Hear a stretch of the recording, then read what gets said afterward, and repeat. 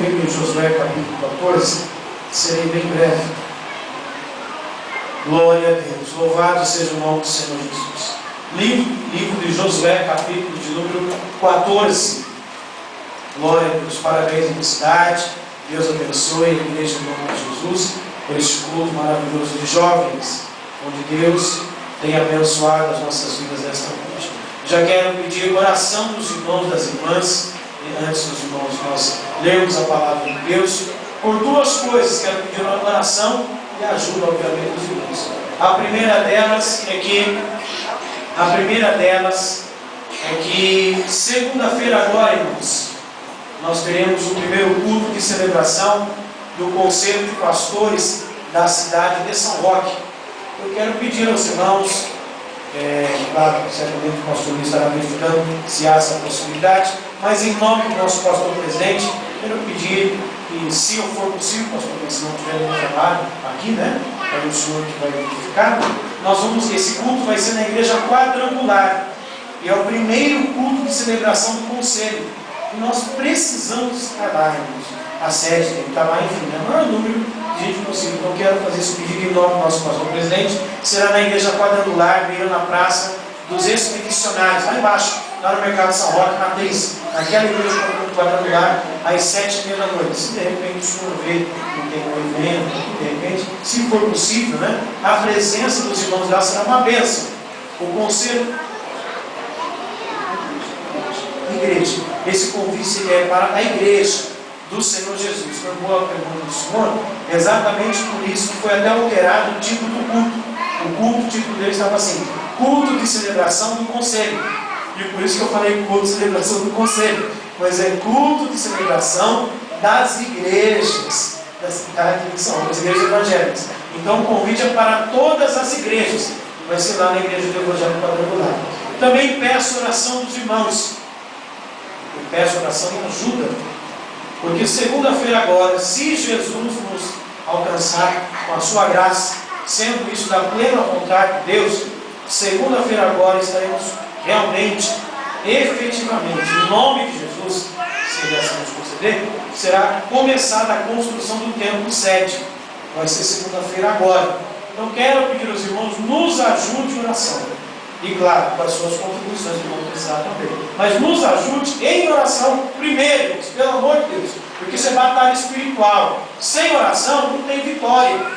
E claro, a contribuição dos irmãos vai ser necessária. Então, estaremos começando segunda, se Deus quiser, em nome de Jesus. Eu louvei a Deus, porque essa primeira etapa é um custo já meio pesado. E louvamos a Deus, porque para essa etapa, que é de gabaritagem, o bate-estaca, deixar os ferros prontos, para nós começarmos a erguer as paredes, até esse ponto, não de erguer a parede, mas deixar tudo pronto, temos todo o dinheiro necessário, não vai ter que pedir nada emprestado para ninguém, graças a Deus, com as contribuições das igrejas, as contribuições dos irmãos que contribuíram. E eu peço, irmãos, nos ajude em oração, porque é batalha espiritual, e nos ajude financeiramente também. Josué 14, verso de número 6, diz assim: Então os filhos de Judá chegaram a Josué em Gilgal, e Caleb, filho de Jefoné, o quenezeu, lhe disse: Tu sabes a palavra que o Senhor falou a Moisés, homem de Deus, em Cades Barneia, por causa de mim e de ti.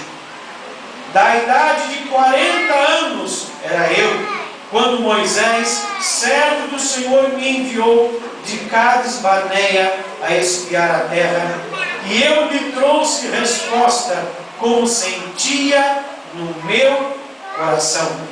10. E agora, eis que o Senhor me conservou em vida.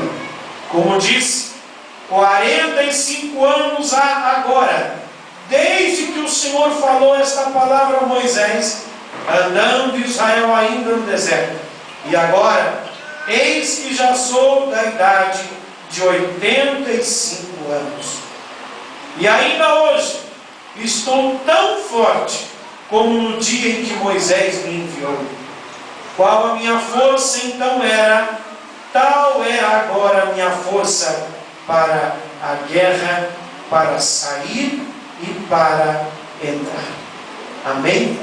E se assente na presença de Deus. Tua graça e ajuda, do amado Espírito Santo, do Senhor nosso Deus, ministrador desta palavra, por excelência, quero meditar com os irmãos alguns minutos nesta palavra preciosa. Serei bem breve, não preciso ir embora, serei bem breve. Meus irmãos, culto de mocidade, aliás, o culto é de Deus, mas com participação especial da juventude. Deus abençoe cada jovem, cada moço, cada moça. Deus tem falado nesta noite, irmãos, de diversas maneiras, de diversas formas. E se todos nós atentamos desde o início do culto, isto é, se prestamos bem atenção, Deus falou muito acerca do compromisso, Deus falou muito acerca de batalha espiritual. E eu quero rapidamente aqui dizer aos irmãos algumas coisas que nós vemos para que Deus de fato concretize algo em nossa vida. E às vezes algumas delas, ou até essa forma de compreensão, nem sempre todos nós temos, de maneira que muitas vezes nós deixamos de chegar onde Deus gostaria que chegássemos, porque nós não compreendemos algumas coisas que para isso eram necessárias. A palavra de Deus nos diz, conforme no verso que nós lemos, era o momento já, não da promessa, há momento para tudo. Eclesiastes 3 está escrito assim, que há tempo determinado para todas as coisas. Diga para quem está do teu lado, há tempo para tudo. Fala para ele, tem o tempo da promessa. Há momentos que Deus promete. Há momentos, irmãos, que nós ouvimos Deus falar, não é isso ou não? Há momentos que o crente precisa ouvir Deus renovar a promessa. Porque, paz, meus irmãos, mesmo o obreiro, não sei os demais homens de Deus aqui, mas esse que vos fala, de tempo em tempo, eu oro a Deus. Não se assuste, não se escandalize, irmão Marcos, mas de tempo em tempo, me desculpe a sinceridade, mas eu dobro o joelho. De tempo em tempo eu estou lá na empresa, às vezes trabalhando, e entre um atendimento e outro eu pergunto, Deus, ainda está em pé o que o Senhor falou? Louvado seja o nome do Senhor Jesus. Às vezes quando eu vejo naquele famoso cochilo, do horário do almoço, às vezes quando dá tempo que eu faço aquele famoso cochilo abençoado, quando eu acordo do cochilo eu estou orando, e muitas vezes dizendo, Deus, aleluia. Há o tempo da promessa. Às vezes o crente não entende isso, que Deus dá tempo para tudo. O tempo da promessa é quando nós ouvimos Deus falar, é quando Deus diz assim, eu vou fazer. Mas entre o tempo da promessa e o tempo do fazer de Deus, ou entre o tempo da promessa e o tempo que nós recebemos, é o tempo que está destinado a nós. Deus não antecipa e não atrasa. Deus só entrega na mão do crente na hora certa. Diga isso para o teu irmão, Deus não antecipa. Deus não atrasa. A Bíblia diz que Caleb havia recebido uma promessa de Deus através de Moisés.